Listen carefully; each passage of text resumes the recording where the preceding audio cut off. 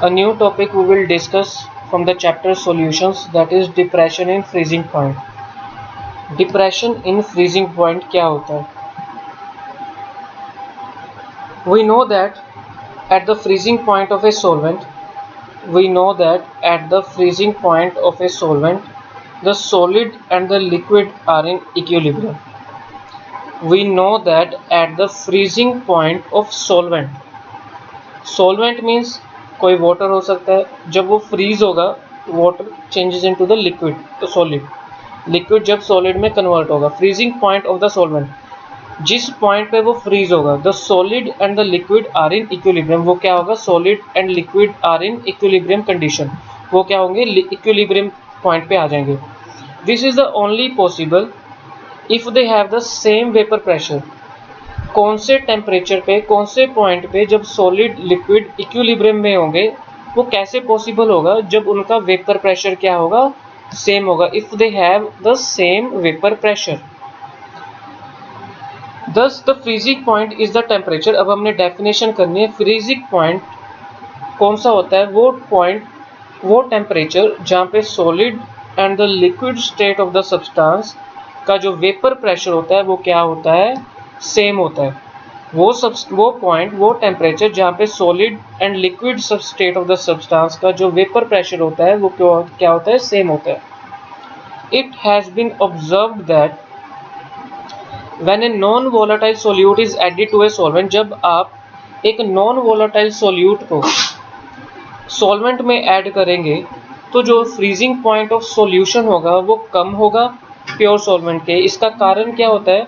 जब आप एक नॉन वोलेटाइल सोल्यूट सॉल्वेंट में ऐड कर देंगे तो जो नॉन वोलेटाइल सोल्यूट है वो डिसॉल्व तो होगा नहीं प्रॉपर से, तो सॉल्यूशन फ्रीज कैसे होगा?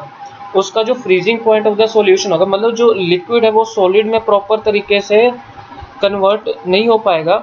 इसलिए जो freezing point of the solution है वो लोअर होगा प्योर सॉल्वेंट के, क्योंकि नॉन वोलेटाइल सोल्यूट जो है वो प्रॉपर डिसॉल्व तो होगा नहीं, तो वो डिसॉल्व नहीं होगा तो वो लिक्विड सॉलिड में प्रॉपर कन्वर्ट कैसे होगा? तो उसका जो फ्रीजिंग पॉइंट होगा सॉल्यूशन का, उस पॉइंट पे वो कम होगा प्योर सॉल्वेंट पे. In the figure the curve BC gives vapour pressure of pure solvent. जो कर्व BC है वो क्या गिव कर रहा है आपको? Vapour pressure of pure solvent. उसको हम क्या बोलते हैं? Vapour pressure of pure solvent. जो कर्व BC है, ये जो आप कर्व देख रहे हैं BC, this BC curve, this is the vapour pressure of pure solvent. Means liquid की बात कर रहा है. सॉल्वेंट क्या है? वाटर हो सकता है, वाटर है, कोई भी लिक्विड हो सकता है. तो ये वेपर प्रेशर किसका है? सॉल्वेंट का, मीन्स लिक्विड का. We know that the addition of non volatile solute lowers the vapour pressure. हमें पता है कि अगर हम एक नॉन वोलेटाइल सोल्यूट को ऐड कर देंगे सॉल्वेंट में तो उसका जो वेपर प्रेशर वो क्या होगा? उसका वेपर प्रेशर क्या हो जाएगा? कम हो जाएगा. The curve DE gives the vapor pressure curve of the solution at different temperature. और जो curve DE है वो हमें क्या गिव कर रहा है? Vapour pressure curve for solution at different temperature. जो कर्व DE ये जो आप देख रहे हैं ये क्या है? वेपर प्रेशर कर्व है सॉल्यूशन की एट डिफरेंट टेम्परेचर्स पे. कर्व AB क्या है? Corresponds to the vapour pressure of solids at different temperature. Vapour pressure of solute at different temperature. जो कर्व AB आप देख रहे हैं ये किसकी कर्व है? वेपर प्रेशर सॉलिड की है और ये वेपर प्रेशर सॉल्वेंट की है. और ये जो D पॉइंट है ये वेपर प्रेशर ऑफ सॉल्यूशन की है. ये इसलिए है क्योंकि जब नॉन वोलेटाइल सॉल्यूट आप सॉल्वेंट में ऐड करेंगे. The temperature corresponds to the point B. ये जो टेम्परेचर एट पॉइंट B पे होगा where solid and solvent meet. B point पे आप देख रहे हैं कि ये सॉलिड वाली कर्व है और ये सॉल्वेंट वाली कर्व है. जब ये B पॉइंट पे आके मीट करेंगे ये किसको रिप्रेजेंट करेंगे? Freezing point of temperature of pure solvent. ये किसको मीट, इसको हम क्या बोलेंगे? Freezing point of temperature of pure solvent. तो टेम्परेचर एट पॉइंट B, जो टेम्परेचर एट पॉइंट B है जहाँ पे सॉलिड एंड सॉल्वेंट मीट करेंगे वो किसको रिप्रेजेंट कर रहे हैं? Freezing temperature of pure solvent TF0 उसको रिप्रेजेंट कर रहे हैं. और जो कोरस्पॉन्डिंग पॉइंट D है, ये जो D पॉइंट है ये किसको रिप्रेजेंट कर रहे हैं? फ्रीजिंग टेम्परेचर ऑफ सॉल्यूशन को. The temperature corresponding to point D where solid and liquid solution meet, तो वो रिप्रेजेंट कर रहे हैं freezing point temperature of solution को. Since TF is less than TF naught, TF is less than TF naught, इसका मतलब क्या हुआ, जब आप एक नॉन वोलेटाइल सोल्यूट को सॉल्वेंट में ऐड करोगे तो जो वेपर प्रेशर होगा वो कम हो जाएगा, और अगर वेपर प्रेशर कम होगा तो फ्रीजिंग पॉइंट भी कम होगा।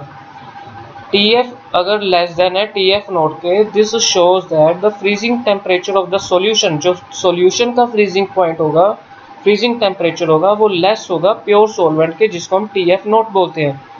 तो इस ये जो TF है, ये जो आपका फ्रीजिंग पॉइंट है सॉल्वेंट का, फ्रीजिंग पॉइंट सॉल्यूशन का, और TF नोट है प्योर सॉल्वेंट का। जो सॉल्यूशन का फ्रीजिंग पॉइंट है वो कम है सॉल्वेंट के, तो इसको हम क्या बोलेंगे, जब फ्रीजिंग पॉइंट ऑफ सॉल्यूशन कम होगा सॉल्वेंट के, उसको हम बोलेंगे डिप्रेशन इन फ्रीजिंग पॉइंट, जिसको हम डिनोट करते हैं डेल्टा TF के साथ। तो ये हमारे पास फॉर्मूला आ जाएगा, तो ये हमारे पास आ जाएगा formula. It has been determined experimentally that the depression in freezing point, depression in freezing point किसको बोलते हैं, डेल्टा TF, ये किसके प्रोपोर्शनल है, molal concentration of solution. The depression in freezing point किसके प्रोपोर्शनल है, molal concentration of the solution. Depression in freezing point delta TF is directly proportional to molar concentration of the solution, that is mol m। जब हम directly proportional remove करेंगे तो क्या लग जाएगा, constant लग जाएगा KF, that is constant KF। KF के यूनिट्स क्या होंगे, KF को हम बोलते क्या है, molar freezing point depression constant, molar freezing point depression constant. Okay, इसके यूनिट्स होंगे आपके डिग्री पर मोलालिटी, दैट इज डिग्री को हम लेंगे केल्विन में और मोलालिटी को लेंगे पर मोल में, या हम डिग्री टेम्परेचर को हम डिग्री सेल्सियस में भी लिख सकते हैं, उसको पर मोल लिख सकते हैं, और केल्विन, और उसको लिख सकते हैं किलोग्राम पर मोल। KF होता क्या है, molar freezing point depression constant, ठीक है, molar freezing point depression constant. अगर हम m की वैल्यू 1 सब्सटीट्यूट कर दें तो डेल्टा TF किसके इक्वल हो जाएगा, वो हो जाएगा KF के। अगर हम m की वैल्यू 1 पुट कर दें तो डेल्टा TF किसके इक्वल हो जाएगा, KF के इक्वल हो जाएगा। Thus the molar freezing point depression constant, जो molar freezing point depression constant है KF, उसको हमने डिफाइन करना है। उसकी डेफिनेशन क्या होगी, as the depression in freezing point, depression in freezing point means delta TF equals to 1 molar solution, जो m की वैल्यू हमने 1 सब्सटीट्यूट की है। A solution containing 1 molar solution किसको बोलते हैं, मोल्स होते हैं क्या है, mass divided by molar mass, moles of solute divided by molar mass. तो solution containing 1 gram mole of solute, जो 1 ग्राम ऑफ सोल्यूट है वो किस में डिसॉल्व हो रहा है, 1000 ग्राम ऑफ सॉल्वेंट में डिसॉल्व हो रहा है, तो इसको हम बोलते हैं molar freezing depression constant. Depression in freezing एक colligative property, colligative property depression freezing point को कब बोलते हैं, जब डेल्टा TF किसके डायरेक्टली प्रोपोर्शनल होता है, मोलर कंसंट्रेशन के। जब डेल्टा TF मोलर कंसंट्रेशन के डायरेक्टली प्रोपोर्शनल होता है तब हम उसको बोलते हैं एक colligative property. Thus depression in freezing point is directly proportional to molar concentration of solute, इसलिए हम उसको बोलेंगे कोलिगेटिव प्रॉपर्टी, क्योंकि वो किसके डायरेक्टली प्रोपोर्शनल है, molar concentration of the solute के, जिसको हम कोलिगेटिव प्रॉपर्टी बोलते हैं। Determination of molar mass of solute from depression in freezing point. अब हमने क्या कैलकुलेट करना है, molar mass of solute, molar mass अपने फाइंड आउट करना है सोल्यूट का, किस में से फाइंड आउट करना है, डिप्रेशन इन फ्रीजिंग पॉइंट में से। सबसे पहले आप क्या डिस्कस करोगे, weight of solute. Weight of solute क्या होता है, WB gram. Weight of solute क्या होता है, WB gram. Weight of solvent क्या होता है आपके पास, उसको हम लेंगे WA gram. Weight of solute को लेंगे आप WB gram, weight of solvent हम लेना है WA ग्राम, ठीक है। मोलर मास क्या होता है, molar mass means mass divided by molar mass, mass of the solute that is weight of the solute WA, molar mass means capital M, ठीक है, दैट इज MB। उसके बाद आपने क्या करना है, दैट इज, ये तो आपके पास आ गया मोलालिटी। मोलालिटी क्या आ गया, mass divide by molar mass WB by WB, और क्या होता है, डिवाइड होता है वेट ऑफ सॉल्वेंट के साथ WA मल्टीप्लाई 1000। तो ये आपके पास मोलालिटी के फॉर्मूले के अकॉर्डिंग आपके पास ये वैल्यू आ जाएगी। मोलालिटी के फॉर्मूले के अकॉर्डिंग आपकी वैल्यू आ गई। अब आपने करना है मोलर मास कैलकुलेट करना है, सब्सटीट्यूट करना है आपने इस m की वैल्यू को डिप्रेशन इन फ्रीजिंग पॉइंट, इस m की वैल्यू यहाँ पे सब्सटीट्यूट करेंगे। जब हम यहाँ पे सब्सटीट्यूट कर देंगे तो हमारे पास क्या आ जाएगा, डेल्टा TF आ जाएगा। तो डेल्टा TF जब आपके पास आ जाएगा तो आपने यहाँ से MB की वैल्यू कैलकुलेट करनी है। MB को आप लेफ्ट हैंड साइड रखोगे न्यूमरेटर में और TF आ जाएगा डिनोमिनेटर में। तो यहाँ से आपने मोलर मास जो है डिप्रेशन इन फ्रीजिंग पॉइंट जो है आपने कैलकुलेट कर लिया।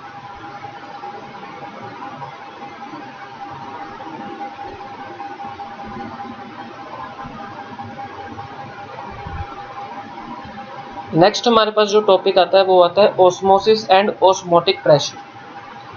ऑस्मोटिक प्रेशर क्या है, वो भी क्या है, एक कोलिगेटिव प्रॉपर्टी है। ऑस्मोटिक प्रेशर क्या है, वो भी क्या है, एक कोलिगेटिव प्रॉपर्टी है, that is osmotic pressure. Before we discuss let us try to understand osmosis and difference between from diffusion. ये डिफ्यूजन से डिफरेंट कैसे है तो उसको हम अंडरस्टैंड करेंगे। डिफ्यूजन प्रोसेस क्या होता है, जब दो सब्सटेंसेस के, दो डिफरेंट सब्सटेंसेस के पार्टिकल्स जब एक दूसरे के साथ मिक्स अप होते हैं उसको हम डिफ्यूजन प्रोसेस बोलते हैं। अब ऑस्मोटिक प्रेशर डिफ्यूजन प्रोसेस से डिफरेंट कैसे है, अब हमने क्या करना है, let us consider an aqueous solution of sugar. हमने कंसीडर किया है एक्वस सॉल्यूशन लिया शुगर का, उसको प्लेस्ड किया है इन्वर्टेड थिसल फनल में हैविंग सेमी परमेबल मेम्ब्रेन। एक देखिए आप इसमें क्या है, शुगर सॉल्यूशन है, इनिशियल स्टेट है, that is sugar solution, that is water, ठीक है। और ये क्या है, एक सेमी परमेबल मेम्ब्रेन है, सच एज एनिमल ब्लैडर और parchment paper attach to its bottom. यहाँ पे हमने एक बॉटम में कोई पेपर या कोई एनिमल ब्लैडर जो है हमने अटैच कर दिया है। Thistle funnel is lower to into the beaker containing water. जो थर्सल फनल है ये, that is lowered into the beaker containing water.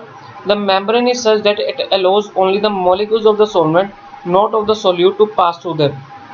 The membrane is such that it allows only the molecules of solvent, not the solute, to pass through them. ये जो semi permeable membrane है ये क्या कर रही है कि सिर्फ वाटर के जो मॉलिक्यूल्स हैं वही इसमें से पास हो सकते हैं, शुगर के जो मॉलिक्यूल्स हैं वो इसमें से पास नहीं होंगे, ठीक है।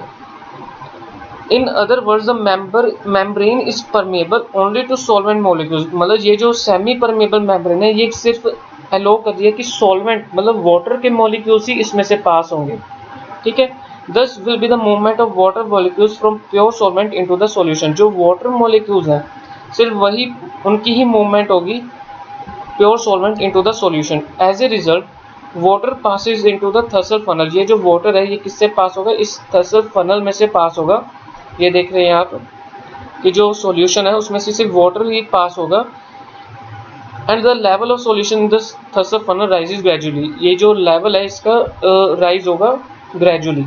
This process is called osmosis and the phenomena of flow of solvent through a semi permeable membrane from pure solvent to the solution is called osmosis. हमने एक एक्सपेरिमेंट लिया है, लेट अस कंसीडर, हमने एक शुगर लिया, उसको place किया inverter थर्सल funnel में, हैविंग उसमें क्या लगी हुई थी, सेमी परमेबल मेम्ब्रेन लगी हुई थी। ये जो फनल है it has in load into a beaker containing water. जो मेम्ब्रेन है उसका काम क्या है, वो चाहती है कि सिर्फ सॉल्वेंट के मॉलिक्यूल्स ही उसमें से पास हो, सोल्यूट के पास ना हो।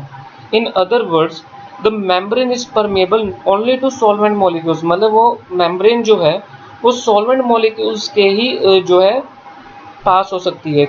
Therefore will be the movement of only water molecules. सिर्फ वाटर के मॉलिक्यूल्स जो है वो उनकी मूवमेंट होगी for pure solvent into the solution. उससे क्या होगा, सिर्फ वाटर जो है वो ग्रेजुअली राइज करेगा फनल में से। उस प्रोसेस को हम ऑस्मोसिस बोलते हैं। This phenomena flow of solvent through a semi-permeable membrane from pure solvent into the solution उसको हम बोलते हैं osmosis।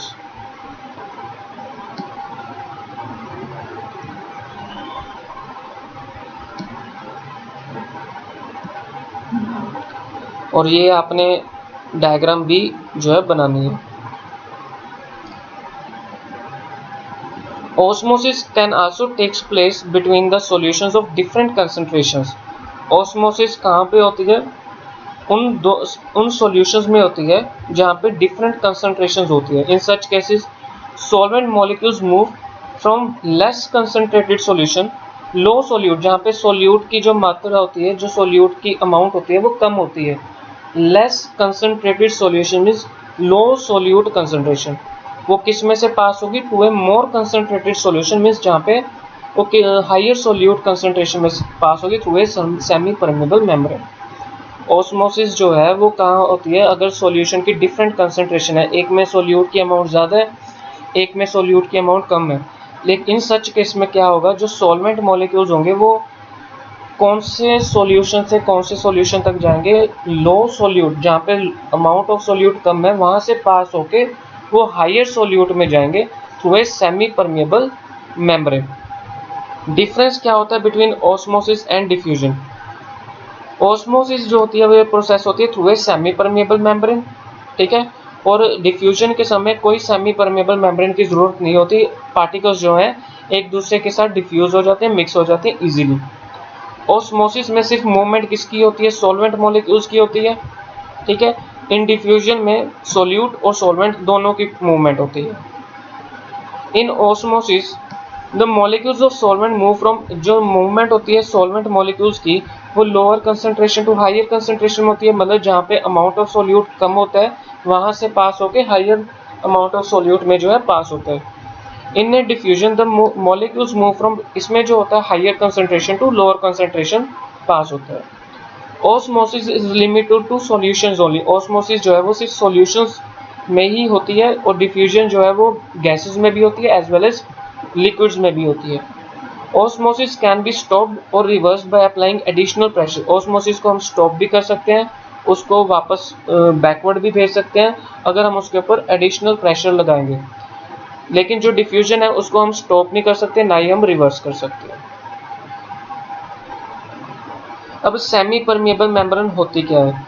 We have pointed that semi permeable membrane, हमने अभी पढ़ा है कि जो सेमी परमेबल मेम्ब्रेन है वो सिर्फ सॉल्वेंट मॉलिक्यूल्स को ही अलो करती है कि पास हो, कि और सोल्यूट के जो है पास ना हो. Nature has provided many such membrane. Nature ने बहुत सारी मेम्ब्रेन्स प्रोवाइड की हैं, both in plants and animals. उनके अलग अलग स्पेसिफिक फंक्शंस होते हैं. These can also be synthetic, ये सिंथेटिक भी हो सकता है जैसे कि cellophane membrane, but these are rather not particularly, पर ये जो है हम लैब में यूजफुल जो है इतना नहीं होता. Consequently they can be evenly artificial prepared, इसको हम आर्टिफिशियली प्रिपेयर्ड भी कर सकते हैं. वन सच मेम्ब्रेन होती है in the form of gelatinous precipitates of cupric ferrocyanide. These membranes appear to be continuous sheet. ये मेम्ब्रेन हम कहाँ पे लगाते हैं? एक सच मेम्ब्रेन होती है, इसको मेम्ब्रेन को हम लगाते हैं continuous sheet और films that they have network of sub microscopic holes or pores. Small solvent molecules like water can pass through their. इसमें सॉल्वेंट मॉलिक्यूल्स जैसे कि वाटर के हो गए, यही होल्स में से पास होंगे. जो बिगर मॉलिक्यूल्स होंगे लाइक सोल्यूट के, इन होल्स में से पास नहीं हो सकते, इसलिए इसको हम बोलते हैं सेमी परमेबल मेम्ब्रेन, जहाँ पे सिर्फ सॉल्वेंट के मॉलिक्यूल्स ही मूव कर सकते हैं, सोल्यूट के मॉलिक्यूल्स मूव नहीं कर सकते.